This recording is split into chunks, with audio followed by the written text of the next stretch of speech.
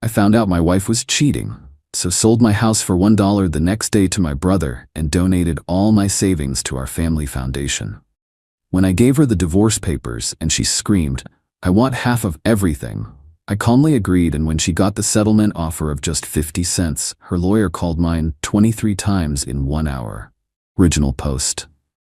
30M. I'm documenting this because the sheer methodical nature of it all feels anchoring. Otherwise, I might just drift. 10 weeks ago, my world tilted off its axis. Early arrival from a work trip. The classic sickening discovery. Sophia, 36F, my wife of 10 years, with someone else in our bed. Didn't recognize the guy. Didn't matter. The gut punch wasn't just the betrayal itself, but her reaction when they saw me. He looked panicked. She looked put out, like I'd tracked mud on her clean floor. That specific flash of annoyed entitlement, that was the catalyst. I didn't explode, just turned, grabbed my still-packed bag, and walked out. Stayed at my brother David's place in a state of suspended animation for a couple of days. The hurt was immense, a physical ache, but underneath it, something colder started to form. Her reaction told me everything I needed to know about her respect for me, for us. It wasn't a lapse in judgment, it was a fundamental character trait revealed. She tried calling, texting, the usual "it's not what you think, we need to talk" garbage. Ignored it, needed clarity. My mind went straight to logistics. Survival mode, maybe. The house, bought with my inheritance years before we even met. Her name never touched the deed. I'd mentioned it was legally mine a few times over the years, usually during abstract financial talks, and she'd always waved it off like it was irrelevant couple talk, assuming everything was ours in spirit. Big mistake on her part.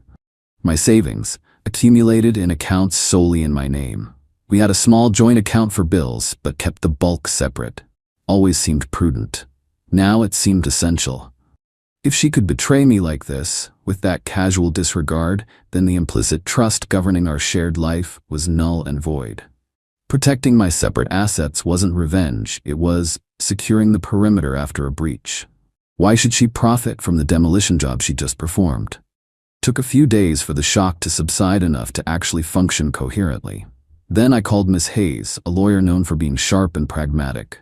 Met with her, laid it all out. The plan started to form. It would take time, precision, and a willingness to weather the storm I knew was coming. Sophia, meanwhile, heard she moved in with her sister Megan, started spinning the narrative, me being cold, unreasonable, oblivious to the storm gathering on her horizon. This wasn't going to be about yelling, it was going to be about strategy. Consequences. Update 1. Okay, things are moving, but man, this takes energy. And paperwork. Lots of paperwork. Thanks for the messages. Validating to know this strategic approach resonates, even if it feels cold sometimes. It's self-preservation. Met extensively with Miss Hayes, confirmed the house's status as separate property. That was foundational. But she was blunt about the next steps I proposed. The house, I wanted it insulated. Completely. My idea, sell it to David for $1. Miss Hayes raised an eyebrow. You can do that, Ryan. It's your separate property. But let's be crystal clear. Doing it now after discovering infidelity and before filing? It screams intent to shield assets. Sophia's lawyer will attack it viciously as fraudulent conveyance. We can defend it based on the separate property status and the timing before filing, but a judge will scrutinize it heavily. They might not void the sale, especially to a third party like David, but they could assign an imputed value back to your side of the ledger for settlement calculations, essentially treating it as if you still held that equity. It's a high-risk, high-reward move and will guarantee a fight. I understood, acknowledged the risk, decided to proceed. It wasn't about hiding it forever, just removing it from her immediate grasp and forcing the legal fight onto that specific ground. Took about 4 weeks total. Paperwork, title searches, recording the deed transfer for the nominal $1 fee. David and I have our own understanding for settling the real value later, totally separate. But legally, it's his now. The fight is coming, I know it is. The savings. This was cleaner, but still nerve-wracking.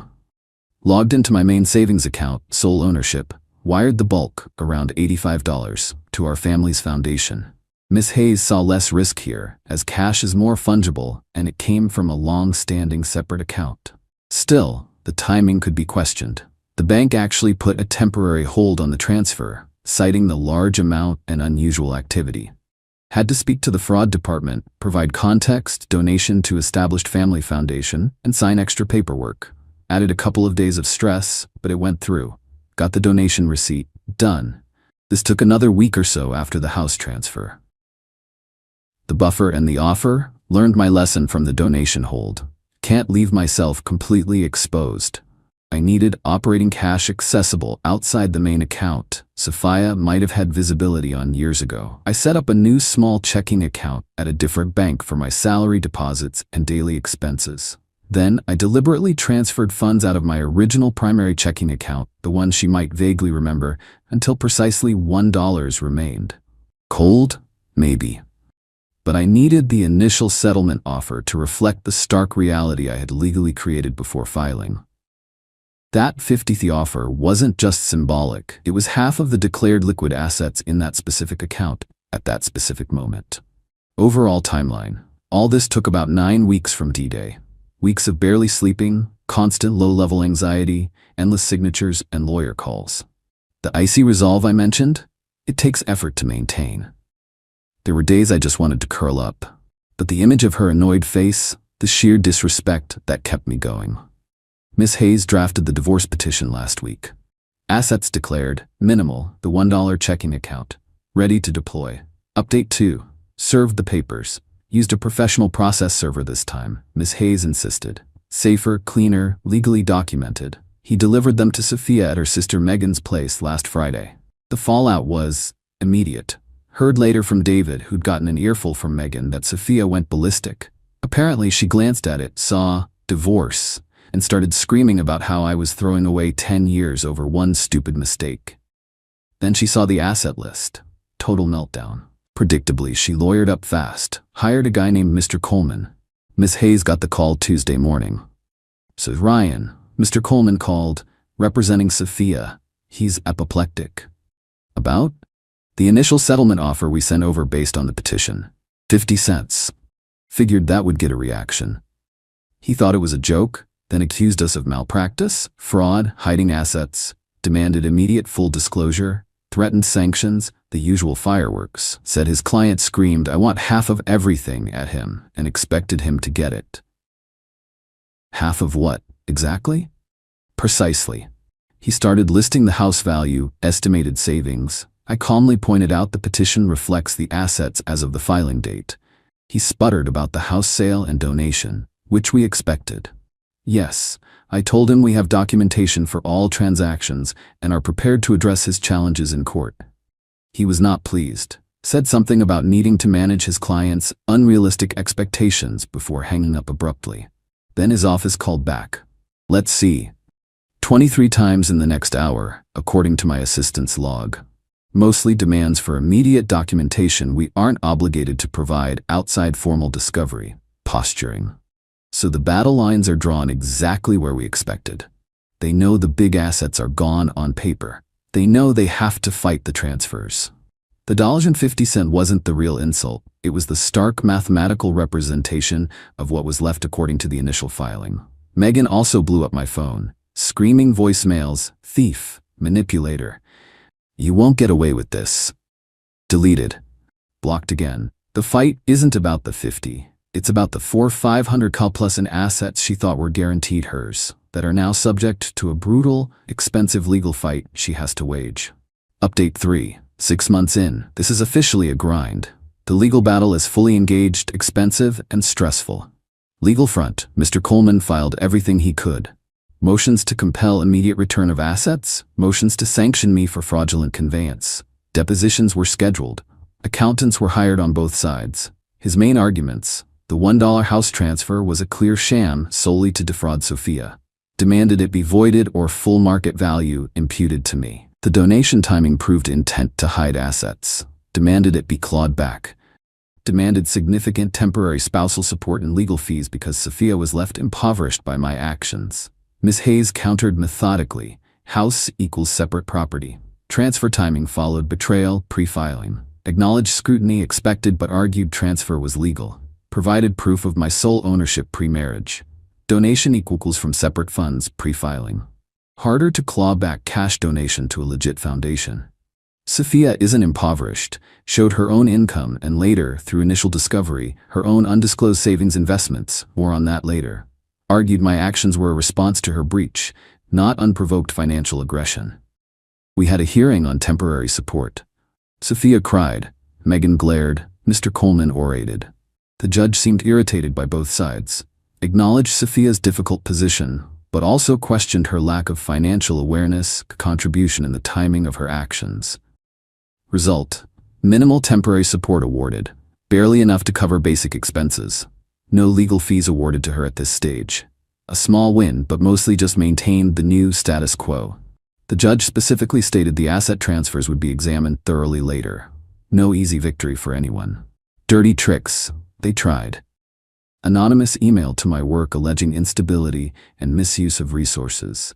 HR investigated, found nothing, but it caused serious stress and required careful handling with my boss.